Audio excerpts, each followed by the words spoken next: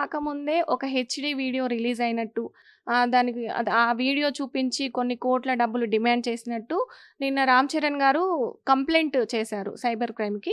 దానికి సంబంధించి మీరేమంటారు? నిన్నెందుకు కంప్లెయింట్ చేయటం? అది ఆ రోజు రిలీజ్‌కి ముందే అన్నప్పుడు అప్పుడే కంప్లెయింట్ చేయొచ్చు కదా! నిన్నెందుకు చేయటం ఇన్ని రోజులయినాక? సో, ఇయన్నీ ఊరినే దెబ్బతిన్నాక ఆ దెబ్బకి కారణాలు ఇయ్యి అని చెప్పుకుంటాం. Bad cinema. అది 'రామ్ చరణ్' తప్పు కాదు పాపం. కష్టపడ్డాడు. 'శంకర్' తప్పు. 'Shankar' total disaster failure bad picture తీశాడు. 'శంకర్' అంత డైరెక్టరు అన్ని తర సినిమాల్లో ఈ పాతయి కట్టి కలిపి కొట్టు కాబేయటం కానివ్వండి, పాతయి అన్నీ చేసి ఆటిల్ని మిక్సీలో వేసి మళ్ళీ కొత్త సినిమాగా చేసాడు తప్పితే ఎక్కడ కొత్తదనము, ఇంటలెక్చువల్ క్రియేషన్ ఎక్కడ కనపడలా. So, it's a bad failure of 'Shankar.' 'Shankar' miserable failure. ఇప్పుడు 'శంకర్' లాంటి డైరెక్టర్ పెట్టుకున్నాక ప్రొడ్యూసర్లు, హీరోలు ఏం చేయలేరు. వాళ్ళు చెప్పింది చేయటమే. అంటే ఆహ్, ఇప్పుడు కంప్లెయింట్ ఇచ్చారు గదా సార్! అది ఫేక్ అనడానికి మనం లేదు గదా! అట్లా అనడానికి. అంటే కంప్లెయింట్ ఫేక్ అని ఎందుకంటే ఇప్పుడేంటి రిలీజ్‌కి ముందే వచ్చిందంటున్నావు. మరి రిలీజ్ ముందే కంప్లెయింట్ ఇచ్చి ఉండొచ్చు కదా! ఇప్పుడు సినిమా డిజాస్టర్ అయినాక ఇప్పుడు డిజాస్టర్‌కి అదొక కారణం అన్నట్టు చెప్పుకుంటానికి కుంటి సాకులు ఎతకటం తప్పితే పెద్ద దాంట్లో మనం దాన్ని పెద్ద పట్టించుకోవాల్సిన విషయం కాదు అది. ఓకే. అయితే దీనికి సంబంధించి ఒక్క రోజులోనే వందల కోట్ల కలెక్షన్స్ చేసినట్టు అదంతా ఫేక్ అని ఆర్‌జీవీ ట్వీట్ చేశారు. అసలు ప్రొడ్యూసర్‌లు నిజాలు దాస్తున్నారా ఏంటి? దీని గురించి ఒకసారి మాట్లాడదాం. వందల కోట్లు ఒకేసారి చేయటం అంటే సాధ్యమే. 12,500 థియేటర్లు రిలీజ్ చేస్తే 100,00,00,000 ఎందుకు చేయదు? 12,500 థియేటర్లు రిలీజ్ చేశారు మన 'పుష్ప 2' చేసుండొచ్చు.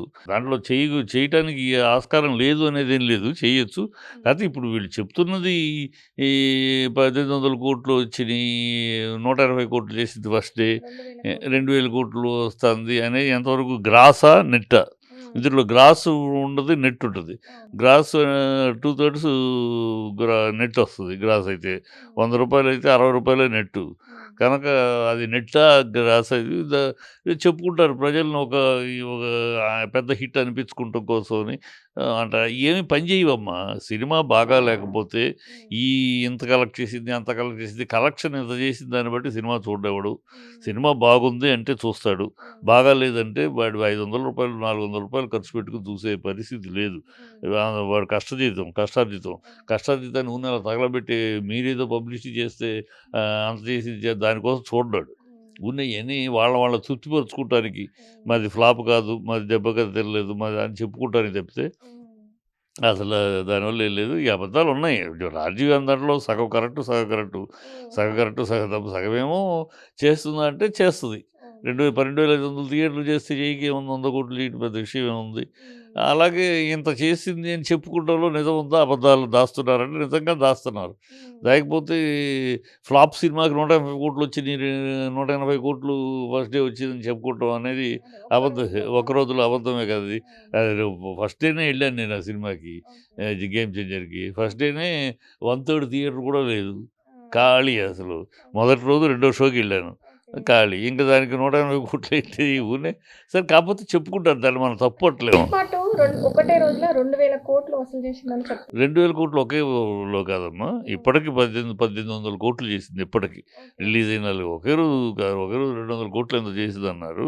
2,000,00,00,000 అనేది టార్గెట్ రీచ్ అవుద్ది. ఇప్పటికి 1,800,00,000 చేసింది. 2,000,00,00,000 టచ్ అవుద్ది. ఇంకా ఇప్పుడు యాడ్ చేస్తున్నారు కదా! ఇంకో 2 పాటలు ఏదో 20 నిమిషాల సినిమా యాడ్ చేసి మళ్ళీ రిపీట్ ఆడియన్స్ వస్తారు. దాంతోటి వాడి లెక్క 2,000 అది అవ్వచ్చు. సక్సెస్ అయిపోయిన సినిమాని గురించి సక్సెస్ అయింది కనుక చేయొచ్చు. ఎంతైనా చేయొచ్చు అది. దాని సక్సెస్‌ని బట్టి. నార్త్‌లో ఊపేస్తుంది. కనుక అది చేయొచ్చు. ఇక్కడ ఫెయిల్ అయిన సినిమాకి ఇంత కలెక్షన్ అని చెప్పడంలో అబద్ధం. అది ఫెయిల్ అయితే అంత కాదు కదా! మొదటి రెండో వారం పడుకుందంటే పర్లే. మొదటి రోజే పడుకుంది ఆ సినిమా. అదేంటో మరి అర్థం కాదు. ఆ సినిమాకి శంకర్ డైరెక్షను, రామ్ చరణు, దిల్ రాజు అంత ఉండి కూడా మొదటి రోజు రెండో షోనే ఖాళీ థియేటర్‌లన్నీ. రెండో షోకే అంత డిజాస్ట్రస్‌గా ఎందుకుందో అంటే సినిమా డిజాస్ట్రస్‌గా ఉందనుకో. బట్ అయినా ఓపెనింగ్ కూడా లేకుండా ఉండటానికి కారణం ఏంటో అది అర్థం కావట్లే అసలు. అసలేమి బజ్ లేదు. కొంతమంది హీరోలు 'రామ్ చరణ్‌ని' టార్గెట్ చేశారని అంటున్నారు. ఇయన్నీ పిచ్చి మాటలమ్మా. ఎవ్వడు టార్గెట్ ఎవరిని చేయలేరమ్మా. ఈ 'దేవరా'ని టార్గెట్ చేశారన్నారు. ఏమైంది? సినిమా బాగుంటే ఎవరి టార్గెట్ ఏమి ఉండదు. వీళ్ళంతా ఈ టార్గెట్ చేసి ఈ సోషల్ మీడియాలో వాగేవాళ్ళంతా ఈడ సినిమాలు చూసేవాళ్ళు కాదు. సినిమా ఆడియన్స్ వేరు. సినిమాకొచ్చే ఆడియన్స్ వేరు. సినిమాని చూసే ఆడియన్స్ వేరు. సినిమాని ప్రేమించే ఆడియన్స్ వేరు. వాళ్ళు సినిమా బాగుంటే నెత్తిన పెట్టుకుంటారు. సినిమా బాగాలేకపోతే పక్కన పెడతారు అంతే. అది దేవరని ఏమైంది? 'పుష్ప 2'ని అన్నారు ఏమైంది? ఈయన బాగుంటే సినిమాలు ఆడుతున్నాయి అంతే కదా! వీళ్ళ వల్ల ఈ టార్గెట్‌లన్నీ పిచ్చి పిచ్చి మాటలు. ఓడిపోయినాక సాకులు ఎతుక్కుంటాం అంతే. ఇప్పుడు 'వెంకటేష్‌కు' దాని ఇష్యూ హ్మ్. నడిసింది కదా సార్. అది దాని గురించి ఏమని చెప్తారు మీరు? 'వెంకటేష్' సినిమా హిట్టే కదా! పెద్ద hit. Family drama hit. Sankranti hit జోనర్‌లో నంబర్ 1 డాకు అయితే నంబర్ 2 సంక్రాంతికొచ్చారు వచ్చేసింది కదా! సో, ఏముంది సంతోషం. 'వెంకటేష్‌కి' సంక్రాంతి హిట్‌లో బరిలో గెలిచేసాడు. డాకు గెలుస్తదని అనుకున్నది అలాగే నిలబెట్టుకున్నాడు. Daaku number 1 high collections, mass కూడా. ఎందుకంటే డాకుకి దీనికి తేడా దీంట్లో ఫ్యామిలీ ఓరియెంటెడ్ మాస్ తక్కువ. అదేమో ఫుల్ మాసు యూతు. ఇక్కడ యూత్‌కి కూడా పర్వాలేదంటున్నారు. నేనైతే చూసాను.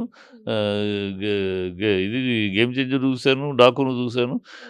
'గేమ్ చేంజర్' ఏమీ లేదు. 0. 'డాకు' అన్ని మసాలాలు ఉన్నాయి. ఇదేమో ఫ్యామిలీ డ్రామా ఉంది. మంచి ఎంటర్‌టైన్‌మెంట్ ఉంది. కామెడీ చాలా బావుందంటున్నారు. అది ఇవాళ చూస్తున్నాను నేనది. అది ఆల్రెడీ టాక్ వచ్చేసింది బావుందని. ఇప్పుడు 'పవన్ కళ్యాణ్‌పై' ప్రకాష్ రాజు హ్మ్. కామెంట్స్ చేశారు. మీరు చూసే ఉంటారు గదా! దానికి సంబంధించి. పవన్ కళ్యాణ్ పై జ జ ప ఏదో దొంగలు పడ్డ 6 నెలల కుక్కలు మురిగినట్టు ప్రకాష్ రాజు ఎప్పుడో గతంలో ఎప్పుడో వాగాడు. ఆడు పవన్ కళ్యాణ్ తప్పే. ఆవిడు సనాతన ధర్మం నువ్వేమో నిన్నటిదాకా మా నాన్న దీపారాధనలో సిగరెట్ అంటించుకుంటాడంటావు. నేను క్రిస్టియను బాప్టిజం తీసుకున్నాను. మా పిల్లలు క్రిస్టియన్స్ అంటావు. అసలు ఈ దేశంలో మత కల్లోల కారకమే హిందువులు అని అంటావు. అన్నీ వాగేది నువ్వే. ఆ నోటితోటే మళ్ళీ నేను సనాతన ధర్మం అంటావు. సనాతన గురించి ఏం తెలుసు నీకు? సనాతనం అనేది ఎందుకు తమిళనాడులో పోరాటం ఏం తెలుసు పవన్ కళ్యాణ్‌కి? సనాతనం అనేది అక్కడ పోరాటం ఏంటి? 1957లో మొదలైతే పోరాటం, 58లో మొదలైతే పోరాటం. అదేంటి సనాతన ధర్మంలో అనేక ఇష్యూస్ ఉన్నాయి. ఒకటి సనాతన ధర్మం కాదు, సనాతన సాంప్రదాయం. సనాతన సాంప్రదాయము హిందూ ధర్మం. హిందూ ధర్మం వేరు, సనాతన సాంప్రదాయం వేరు. హిందూ ధర్మంలో భాగమా అంటారు గానీ, సనాతన సాంప్రదాయంలో కొన్ని రుగ్మతలున్నాయి. బాల్య వివాహాలు, సతీ సహగమనాలు, బ్రాహ్మణులకి విద్య ఇలాంటి ఆటిల మీద పోరాటం. ఎప్పుడు దాని గురించి ఏం తెలుసు చరిత్ర రెండో శతాబ్దంలో ఆరంభమైంది సనాతన సాంప్రదాయం అనేది. 9వ శతాబ్దంలో దాని మీద పోరాటం స్టార్ట్ అయింది. దాంట్లో ఇయన్నీ వ్యతిరేకించాలని. వ్యతిరేకిస్తే 9వ శతాబ్దంలో వ్యతిరేక పోరాటం మొదలెడితే 19వ శతాబ్దం అంటే 1837లో ఈట్లికి విముక్తి కలిగింది. సతీ సహగమనాన్ని, బాల్య వివాహాలని, ఈ బ్రాహ్మణులకే విద్య అనే ఆటిని మూడింటిని ఒకదాని తర్వాత ఒకటి కోర్టులో చట్ట ప్రకారం ఆటిని రిమూవ్ చేయటం జరిగింది. ఇది ఆ పోరాటం అది. ఆ పోరాటం అంటే బ్రాహ్మణ ఆధిపత్యము అన్ని కులాల కన్నా బ్రాహ్మణులు గొప్ప అనే ఆధిపత్య ధోరణి ఉండేది గతంలో. ఆ సనాతన ధర్మాన్ని అడ్డుపెట్టుకొని ఆ ఆధిపత్యం జరిగేది. తమిళనాడులో అది అధికంగా ఉండేది. దాని మీద వ్యతిరేకం. బ్రాహ్మణం అందరూ ఒకటే. బ్రాహ్మణులు అధికులు కాదు అనే ఒక పోరాటం అది. ఆ పోరాటం మీద ఎప్పుడో మొదలెట్టారు. అది జరుగుతా ఉంది. ఇప్పటికి అందుకనే తమిళనాడులో గుడులెక్కువ అయినా బ్రాహ్మణ ఆధిపత్యం ఉండదు. బ్రాహ్మణులు ఆధిపత్యం ఉండదు. సాధారణంగా గుళ్ళెక్కువ ఉన్న చోట బ్రాహ్మణుల యొక్క ఇది ఉంటుంది. కానీ అక్కడ తమిళనాడులో రాదు. ఎందుకంటే ఆ పోరాటం జరుగుతుంది. అది ఏం తెలుస్తుంది సనాతన ధర్మం పోరాటం అక్కడ ఎందుకు జరుగుతుంది ఆ పోరాటం? ఎప్పుడో రామస్వామి నాయకర్ పెద్దాయన. ఆయన మొదలెడితే తర్వాత డీకే వాళ్ళు కంటిన్యూ చేస్తే తర్వాత అన్నాదురై డీఎంకే దాన్ని కంటిన్యూ చేస్తే కరుణానిధి గారు ఇవాళ ఉదయనిధి. వాళ్ళ తాతల కాడ నుంచి ముత్తాతల కాడ నుంచి జరుగుతున్న పోరాటం. ఏమి తెలీదు సడెన్‌గా నేను సనాతని అని ఈయన పిచ్చివాగుడు అయితే అందుకని అది ఎప్పుడో వాగాడు అందరూ ఖండించారు. నోరు మూసుకున్నాడనుకో. ఇప్పుడు మళ్ళీ ప్రకాష్ రాజ్‌కి ఇవాళ నిద్రలు ఇస్తున్నట్టున్నాడు. ఇవాళ ఏదో వాగాడు అది.